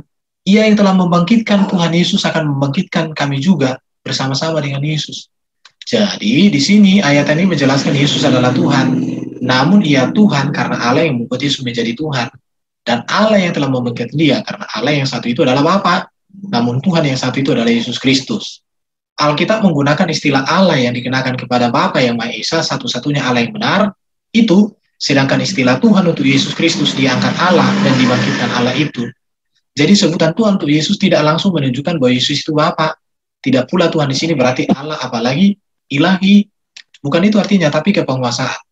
Karena Allah Bapa lah yang membangkitkan Yesus, lagi pula ia membuat Yesus menjadi Tuhan itu justru Bapa itu sendiri. Bahwa makna gelar Tuhan untuk Yesus tidak berarti Bapa, Allah, ataupun ilahi. Nah ini. Jadi menolak Yesus sebagai Tuhan, serta menolak kebangkitannya, sedang berjalan menuju neraka, saya katakan. Jadi kalau orang nggak mengakui Yesus sebagai Tuhan, sebagai penguasa, pemilik, penuntun hidupnya, masuk neraka. Menolak Yesus sebagai Tuhan pasti binasa. Nah ini jelasin ayatnya. Sebab jika kamu mengaku dengan mulut bahwa Yesus adalah Tuhan dan percaya dalam hatimu bahwa Allah telah membangkitkan dia dari orang mati, maka kamu akan diselamatkan. Tapi kalau enggak, ya binasa. Tidak satu pula orang yang menolak atau menyangkal Yesus sebagai penguasa Tuhan ditentukan untuk dihukum. Jelas dikatakan ini. Inilah kehendak Bapakku, setiap orang yang melihat dan percaya kepada anak Allah Yesus memperoleh hidup kekal dan dibangkitkan Yesus di akhir zaman. Ini yang percaya. Kalau nggak percaya, nggak bangkit, mati dia, binasa dia selama-lamanya, dihukum di neraka. Penghalang orang untuk tidak mengakui Yesus adalah Tuhan. Tidak ada seorang pun yang dapat mengakui Yesus adalah Tuhan selain oleh Roh Kudus. Jadi orang yang nggak mengakui Yesus adalah Tuhan, bukanlah hati, rendah hati, mintalah Roh Kudus. Roh Kudus tuntun aku supaya aku mengerti Alkitab ini. Haleluya, haleluya. Gitulah. Pikiran mereka telah menjadi buta, tumpul. Sebab pada hari ini selubung itu masih tetap menyelubungi mereka. Hanya Kristus saja yang dapat menyingkapkannya. Jadi ada selubung yang menutupi mata orang-orang yang tidak mengakui Yesus itu. Apa itu selubung? Bisa seluruh ajaran palsu, bisa ajaran setan, ajaran jin, ajaran nenek moyang, kacau balau semuanya. Itulah selubungnya. Jadi, maka ada lagu mengatakan, tapi buka dulu topengmu, biar ku lihat hatimu. Buka dulu topengmu. Buka topeng dulu lah. Izinkan Roh Kudus masuk. Kalau enggak ya enggak bisa masuk dia. Ini 2 Korintus 3:3-4. Jika Injil yang kami beritakan tertutup juga, maka ia tertutup untuk mereka yang akan binasa. Yaitu orang-orang yang tidak percaya. Yang pikirannya telah dibutakan oleh ilah zaman ini. Apa itu? Nabi-nabi palsu, guru-guru palsu, hawa nafsu, dosa, keserakahan. Sehingga mereka tidak melihat cahaya Injil tentang kemuliaan Kristus yang adalah gambaran Allah. Jadi siapa Allah itu? Ada di dalam Yesus. Kita melihat kasihnya, ajarannya, kesuciannya, kekudusannya, kebenarannya, keselamatannya ada dalam Yesus. Nah, begitu Pak Munir. Jadi ini harus dipahami dulu. Siapapun.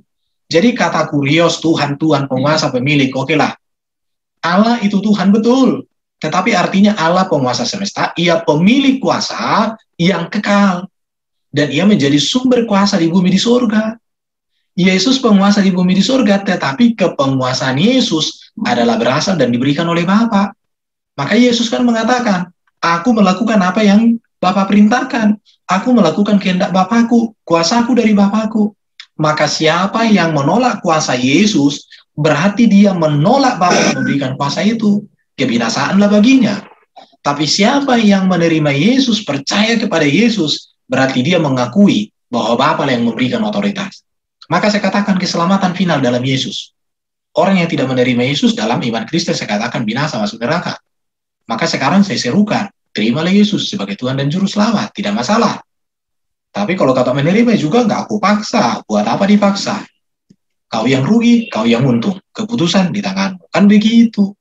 Oke, itulah dulu dari saya. Terima kasih. Salut.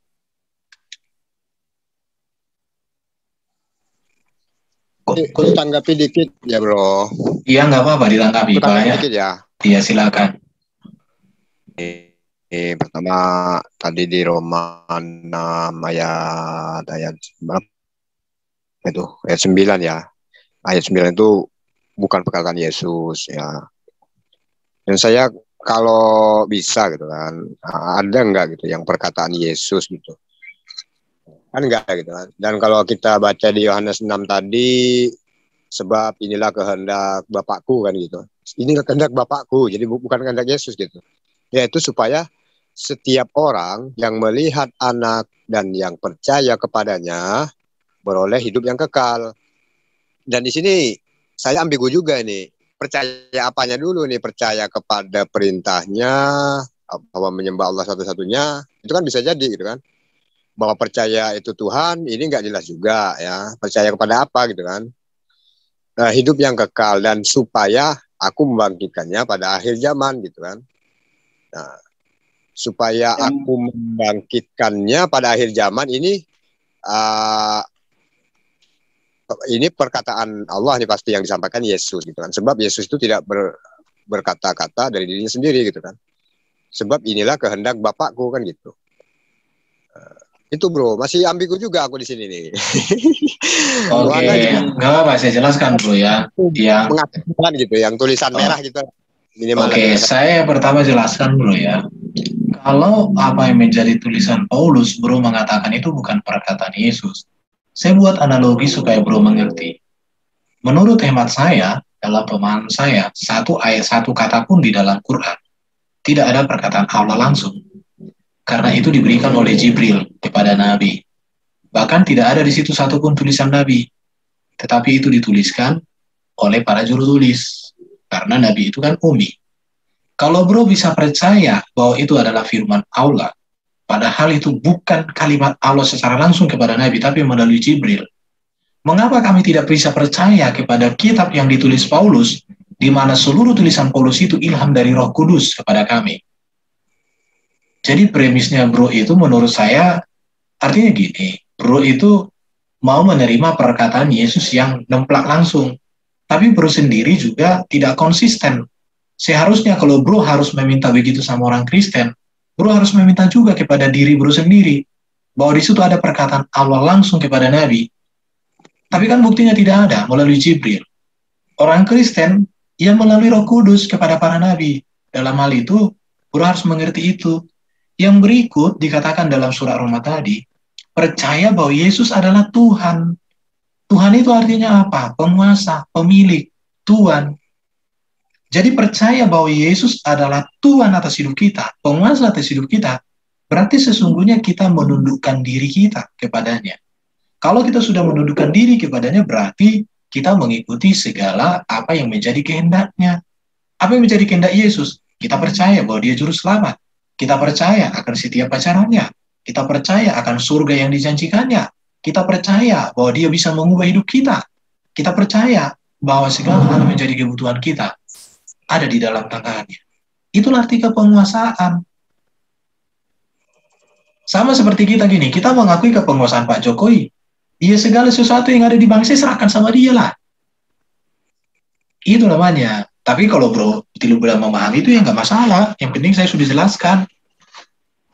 Itulah dulu dari saya. Jadi sekarang ya Pak Munir, saya nyanyikan sekali lagi ya. Tapi buka dulu topengmu, biar kulihat wajahmu. Jadi ada selubung. Selubung inilah yang menghalangi banyak orang untuk tidak mengenali Yesus. Selubungnya apa? Ajaran-ajaran dari yang selain kebenaran. Nah, itu aja. Oke, ada yang mau nambahkan? Monggo. Ya, kalau saya menambahkan ya, dari pengenapan Mazmur 103 ayat 8 ya, dan beberapa ayat lainnya, bahwa Allah itu memang benar-benar Maha Pengasih, dan sudah pernah dibuktikan Allah sendiri. Ya. Allah dalam Alkitab kita terutama ya, sudah pernah dibuktikan lewat Dia mengutus firman-Nya untuk menjadi tauladan buat kita dan menjadi jalan terang yang lurus, kebenaran yang lurus, yang tidak mengizinkan segala macam kebohongan apapun macam jenisnya, dan memberikan tauladan yang sejati tentang kasih, kemaha-pengasihan seperti apa. Maka dari itu ada salah satu nama yang dimuliakan dalam Kristen dengan istilah Immanuel, Allah beserta kita. Kayak gitu. Jadi Allah nggak cuma ngomong doang. Itu dari saya.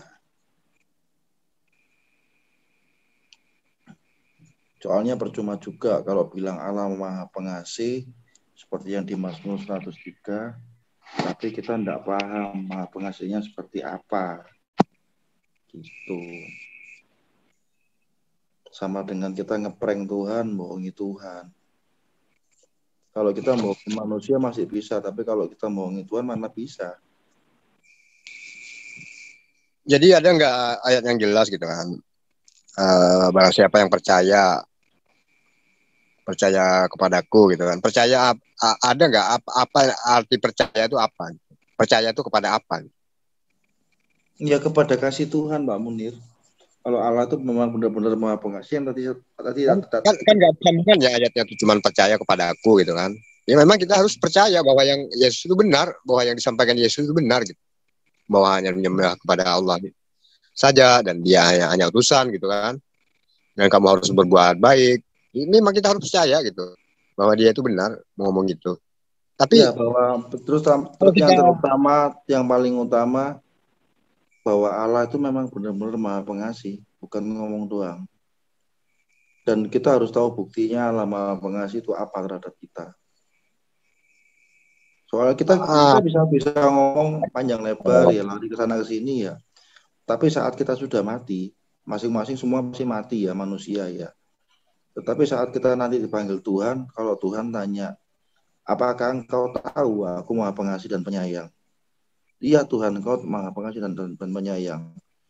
Apa yang kamu tahu tentang Maha Pengasih dan Penyayangku? Kita tidak akan pernah bisa bohong di hadapan Tuhan.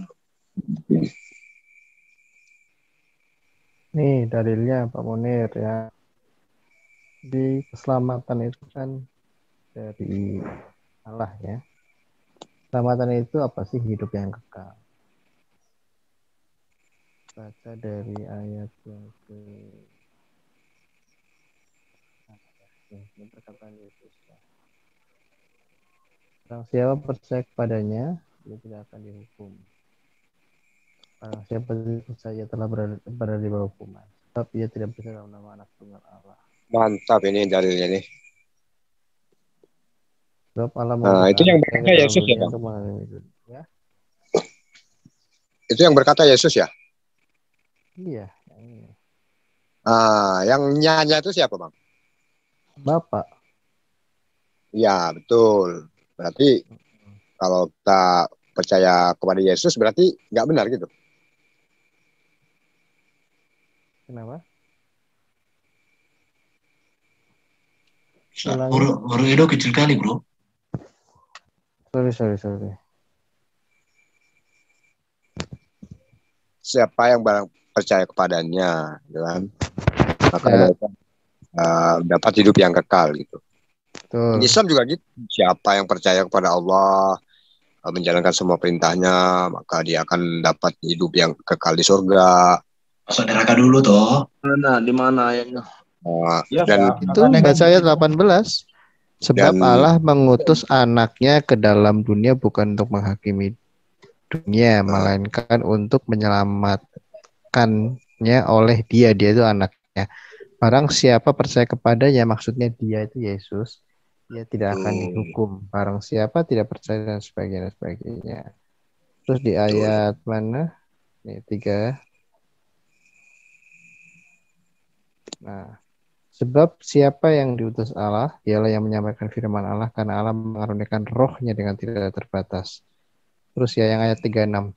Barang siapa percaya kepada anak, ia beroleh hidup yang kekal. Loh, kok bisa? Di dalam anak ada hidup yang kekal. Nah, berarti yang memiliki sumber kehidupan itu siapa? Allah sendiri. Ya. Tetapi kami membedakan antara kemanusiaannya, kami tidak menyamakannya, tetapi artinya melalui anak pekerjaan Bapa itu dinyatakan, yaitu keselamatan, ya, hidup yang kekal. Jadi orang Kristen itu gini Pak Munir, kami tidak menyekutukan Allah dengan manusia, menyamakan Allah dengan manusia, tidak. Tetapi terkait keselamatan, kemanusiaan dalam tanda kutip, kemanusiaan Allah itu ya, dalam tanda kutip ya, itu keniscayaan. Gitu loh. Jadi justru gini Pak Munir, kami sangat menjaga ketransendensian Allah gitu ya. Hakikat Allah tidak terselami, tidak ada yang bisa mengerti, memahami, dan sebagainya, tidak terukur, dan sebagainya. Itu kami percaya itu, kami jaga. Tetapi melalui firman-Nya, melalui anaknya, ada tunggal Allah, itu Bapa dinyatakan. Tapi jangan diartikan wujud manusia Yesus Kristus adalah wujud Bapa. Tidak sesederhana itu memahami tentang Allah. Ini bicara tentang keselamatan gitu loh. Jadi kalau kami sedang membahas Yesus Kristus, itu sedang membahas tentang karya keselamatan Allah untuk umat manusia. Betul. Filosofinya sangat clear Pak Munir. Jadi penyembahan kami kepada Tuhan Yesus Kristus itu semuanya berpusat kepada penyembahan kepada Bapa. Filipi 2 ayat 11. Justru kami pertanyakan, tidak ada tuh kata-kata di Alkitab ya, menyekutukan Allah dengan manusia biasa, itu haram itu. Bahkan kami bersyahadat Kristen itu tidak menyekutukan Allah dengan kemanusiaan Yesus Kristus tok. Cuma itu enggak. Itu haram itu. Syirik itu, perbuatan syirik. Jadi ketika kami bersyahadat ya, ada minimal 12 ya. Ada gereja yang 17, gereja saya 17 kalimat syahadat. Kalimat syahadat di Kristen itu bukan pendek Pak, panjang. Karena bicara tentang Allah, jadi bukan disederhanakan. Allah itu esa gitu aja nggak bisa. Iblis juga percaya Allah itu esa. Nah, jadi iman Kristen itu sangat clear melalui teologi yang disebut dengan Trinitas, menjelaskan Allah yang menyatakan dirinya. Gitu Pak Munir. Keren kan? Keren. Ya, itu. Yang terutama tadi yang di Yohanes 3 itu Pak Munir ya. Itu kan ada tadi kita lihat ada karena begitu besar kasih Allah ya. Allah sudah pernah membuktikan kasihnya gitu loh. Bukan cuma ngomong doang. Kalau kita ngomong, wah Allah Maha Pengasih, tapi kita nggak tahu Maha Pengasihnya kayak gimana. Kita di dunia masih hidup ngeprank manusia bisa Pak. Kalau kita ngeprank Tuhan nggak akan bisa. Pasti Tuhan ngomong, kamu bohong, kamu nggak tahu kasihku kayak gimana sama kamu.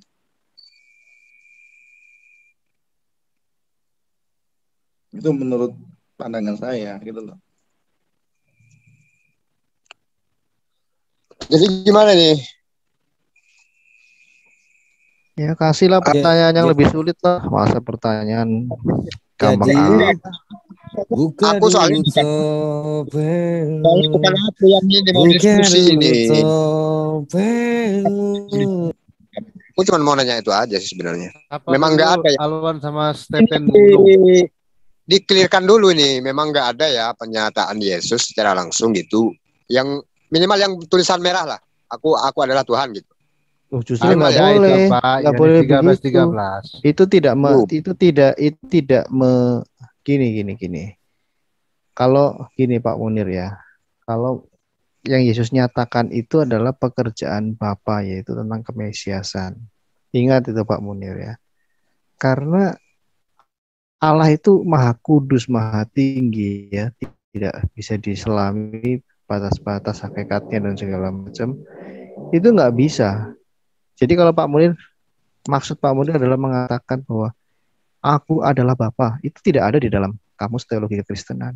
Yesus Kristus itu menyatakan dirinya sebagai Mesias.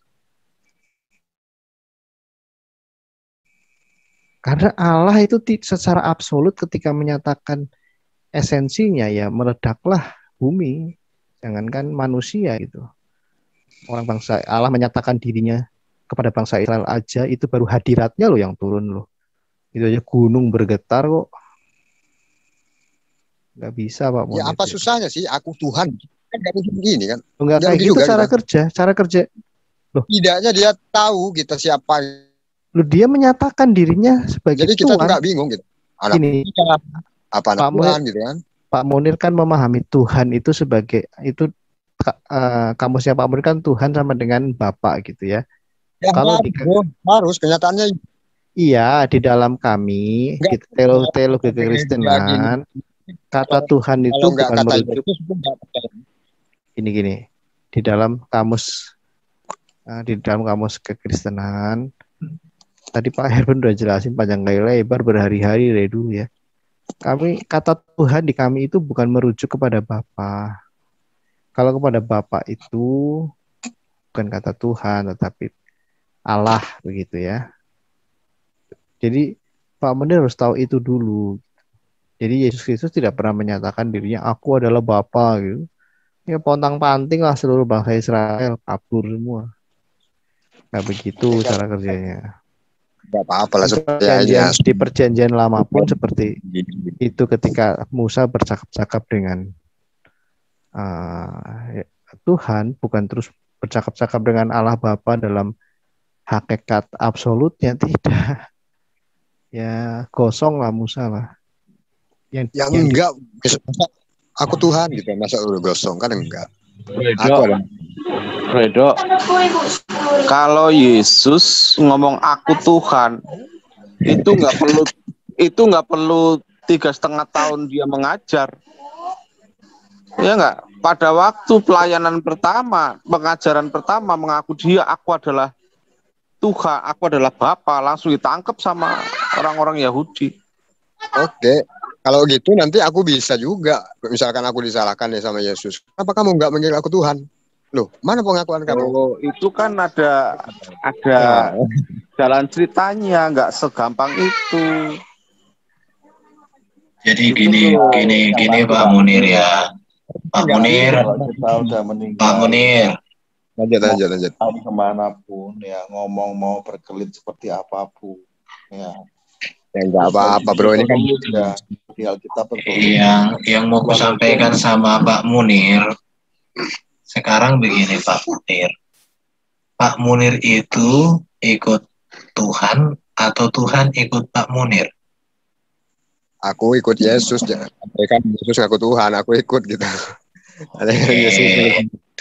Sekarang kalau Yesus mau dengan cara begitu dia memperkenalkan dirinya, kalau bro tidak percaya, ya urusan bro.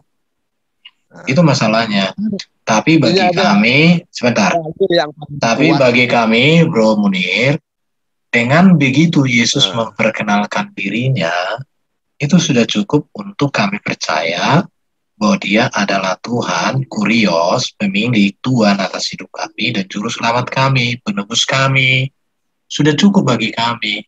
Kenapa? Karena kami melihat data-data dari pernyataan Yesus itu lebih dari cukup. Contoh, aku jalan kebenaran dan hidup. Akulah kebangkitan. Dia hakim yang adil. Dia gembala. Dia terang. Dia roti hidup. Dia adalah air hidup. Dia adalah segala-galanya. Menurut kami, dengan perkataan-perkataan Yesus yang begitu lugas, dan itu lebih kami butuhkan dalam hidup ini. Jadi begini Pak Munir, saya tidak pernah saya katakan sama anak saya, aku ini bapakmu. Gak begitu. Tapi dia sudah lihat saya, bagaimana saya mendampingi, bagaimana saya membuat sesuatu kepadanya. Dengan demikian, dia mengakui saya bapaknya. Aku bukan bapakmu, dia langsung menangis itu. Tetapi karena saya sudah menunjukkan karya saya, itu lebih dari cukup. Daripada orang-orang mengatakan, akulah bapakmu katanya. Tapi kerjanya hajar terus. Kau bukan bapak kau. Lebih bagus bapakku. Apa itu psikolog-kolog daripada kau, kan gitu. Sedangkan jadi Tuhan yang begini, Pak Erben, yang pasti begini. Ya, lebih dari 60% di dunia ini orang yang berlogika tinggi, yang cerdas, ya, itu percaya kepada Yesus. Sekarang ini aja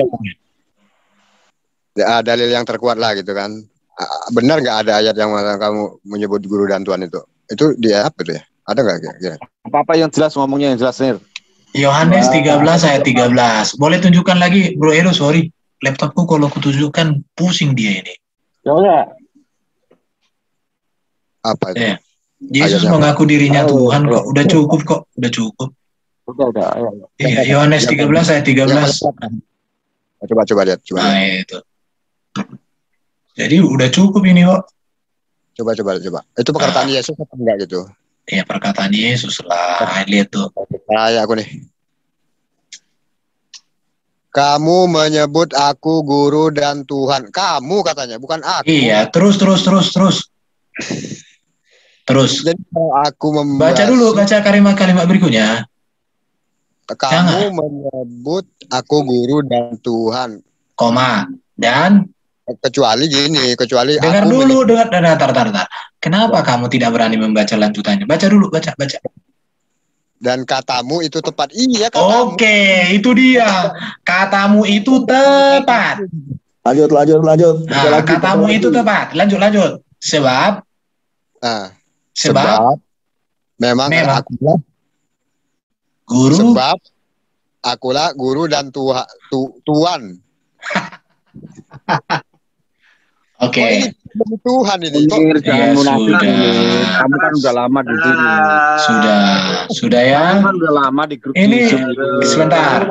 Kata kuncinya Munir di situ. Kata kuncinya di situ, lihat ya, perkataan Yesus itu, katamu itu tepat. Sebab ini kan memang dengar ini logat Medan ini Munir. Sebab memang akulah guru dan Tuhan. Jadi kalau aku membasuh kakimu, aku yang adalah Tuhan dan gurumu, maka kamu pun wajib saling membasuh kakimu. Iya, memang dialah Tuhan. Iya, memang. Tapi katamu itu tepat. Katamu itu tepat. Ikuti Munir. Katamu itu tepat. Kok ada yang bilang dia itu guru dan Tuhan katanya? Itu kan enggak ini. Sama kan ada jelaskan Pak, Tuhan itu sama dalam paham Kristen. Jadi Pak enggak perlu mempertanyakan itu terus. Lagian Pak Erben tadi sudah menjelaskan, banyak orang menyebut itu kok di dalam Alkitab. Baru kalau kita mau cari kata etimologi Tuhan, itu berasal dari kata Melayu Tuhan. Tetapi mengapa penerjemah memakai menjadi Tuhan? Karena Yesus itu Tuhan di atas segala Tuhan. Ditambahkanlah H jadi Tuhan. Ada nggak yang perkataan Yesus secara langsung gitu? Ya itu tadi, apalagi? Itu tadi kan langsung itu, Bro. Langsung itu. Itu kan kata Yohanes. Loh. Katamu itu tepat. Katamu itu tepat, udah kata Yesus. Guru dan Tuhan. Tepat itu, Pak. Katamu itu tepat. Pak Erben, saya tambahkan sedikit lah. Monggo. Yohanes pasal 16, Pak Munir. Buka, Pak Munir kan suka baca Alkitab juga. Ada nggak yang kata Yesus gitu, bukan kata Yohanes? Nah, coba Pak, ya Yohanes. Buka ayatnya dulu. Yohanes pasal 16 ayat 15, Pak. Coba. Bukan kita masing-masing aja lah. Maksudnya kalau ada kata Yesus mau bertobat gitu, Pak Munir. Tapi bukan yang kata Yohanes, Lukas, Markus. Enggak, kalau ada mau bertobat gitu. Ya udah kita tanya Pak Munir aja, kan ada kitab Injil di Quran. Mau bertobat ya Pak Munir? Iya. Hah? Aku mau bertobat. Mau dibaptis enggak? Ya mau, kalau ada yang berkataan Yesus secara langsung. Iya, mau dibaptis enggak? Aku mau dibaptis kok. Ya sudahlah. Itu kan Yesus itu kan tidak menulis Alkitab. Semua dituliskan oleh para muridnya. Gimana Yesus ngomong sendiri, ya pasti dituliskan. Yang dialami dan didengar oleh para muridnya, lalu ditulis. Begitu. Bukan mau ikut Yesus, bukan ikut murid. Tidak ada itu surat Yesus, tidak ada itu. Adanya apa? Adanya apa? Kata Yesus ditulis ulang sama para rasul. Begitu. Oke, sekarang walaupun kata Yesus nggak apa-apa. Jangan mengeyel kau itu. Aku minta dari yang terdekat aja seperti ibunya gitu. Oke. Munir, udah gue jelasin ya. Yesus tidak menulis Alkitab. Enggak, yang nulis perkataan Yesus yang didengar oleh para muridnya, itulah yang ditulis di dalam Alkitab. Oh, Yesus bicara langsung ada di situ. Tadi sahabat yang terdekat gitu. Sahabat yang terdekat. Tadi yang bilang tepat itu kata Yesus yang ditulis langsung oleh para muridnya karena dia mendengar. Itu kan kata Yohanes. Bukan kata Yohanes. Ya memang Yohanes itu kan murid Yesus yang mendengar langsung kata Yesus karena Yesus di situ tidak menulis. Bukan murid Yesus. Yohanes itu bahasanya Ibrani, nggak bisa bahasa Yunani. Aduh, jangan sok bilang mana buktinya gitu loh. Gini, mana buktinya Yohanes tidak bisa bahasa Yunani? Bilangin orang pintar. Catatan sejarahnya kau ini. Dibaptis dulu lah. Dulu kan belum ada SMA bahasa. Ada buktinya. Gini, Pak Munir. Pak Munir bisa menemukan buktinya bahwa Yohanes itu tidak bisa bahasa Yunani. Dari mana? Oke. Ya, mana Yohanes kan sejarahnya? Yohanes kan seorang pelayan gitu kan. Jadi mana sempat dia mau belajar, masuk mana sekolah. Buktinya? Mana dalilnya gitu? Gimana yo? Dulu kan belum ada sekolahan. Sekolah SMP SMA kan belum ada. Iya, supaya saya percaya di mana ini referensi Pak Munir, coba tunjukkan. Yang jelas Yohanes tidak berbahasa Arab, catatan sejarah. Ada? Yohanes bahasanya apa? Yunani. Nah, mana ada Yunani? Nih Pak Munir. Ya, sejak 4 abad atau 3 abad sebelum Masehi, itu wilayah situ sudah dijajah oleh Kekaisaran Roma. Makanya ada yang disebut dengan Helenistik karena semua diromakan. Bahasa sehari-hari saat itu adalah bahasa Yunani untuk bahasa lingua franca. Apalagi Yesus tinggal di daerah yang memang dan penginjilannya di daerah orang-orang yang memang dari berbagai suku bangsa. Tetapi Yesus juga tetap bisa berbahasa kayak saya persis. Saya di kampung saya bahasa Manado misalnya, atau bahasa Purwokerto gitu ya. Tetapi ketika saya bertemu di lingkungan yang sifatnya sekolah atau di pekerjaan atau di beda kota, udah itu tidak bisa dipahami sih. Itu bahasa lingua franca. Coba, sudah 400 tahun dijajah oleh Roma. Ya dipukul sama petugas Roma kalau kita tuh masih pakai bahasa-bahasa sehari-hari lah. Gimana logikanya sih? Ya nggak apa-apa kan, nggak ada urusan kata Yesus. Aku ini kan menyebarkan agama Allah. Apa urusan dengan Roma kan gitu? Enggak, ini bicara bisa berbahasa dan tidak berbahasa. Tadi kan udah kami bantah. Ya bahkan bukti-bukti arkeologis jelas banyak kok. Sejarawan Yahudi juga menuliskan dalam bahasa Yunani gitu loh. Kalau untuk keperluan formal, dokumen, pembicaraan formal atau pembicaraan antar suku itu menggunakan bahasa Yunani. Sudah 300 tahun bahasa itu digunakan, bahkan berlanjut sampai abad keempat. Itu kan kita harus pelajari dong dari kekaisaran Persia kemudian ke Roma. Mana mungkin lah bahasa Yunani itu nggak ada yang bisa, ngawur. Logika apa itu diketahui para sejarawan. Gitu loh. Bahasa nasional Pak Munir, sama kayak itu loh Pak, apa sekarang di Malaysia itu kan bahasa nasionalnya juga bahasa Inggris misalnya, karena pernah dijajah gitu loh Pak. Itu sesederhana itu memahaminya. Bahasa Yunani waktu itu Pak bahasa internasional, bukan hanya nasional. Internasional. Itu kekaisaran imperium loh, itu menguasai berapa puluh atau ratus kerajaan, dijajah kan. Sebagai salah satu indikasi, ya sebagai salah satu indikasi bahwa bahasa Yunani bahasa internasional. Sampai hari ini simbol-simbol dalam ilmu pengetahuan banyak memakai istilah Yunani dan Roma, Latin. Itu salah satu indikasi. Tidak ada di dalam ilmu pengetahuan memakai simbol bahasa Arab atau huruf Arab, tidak ada. Bahasa Arab bahasa dari surga, bahasanya Tuhan. Oh, berarti Allah itu translate ya, translate Ibrahim, Abraham jadi Ibrahim.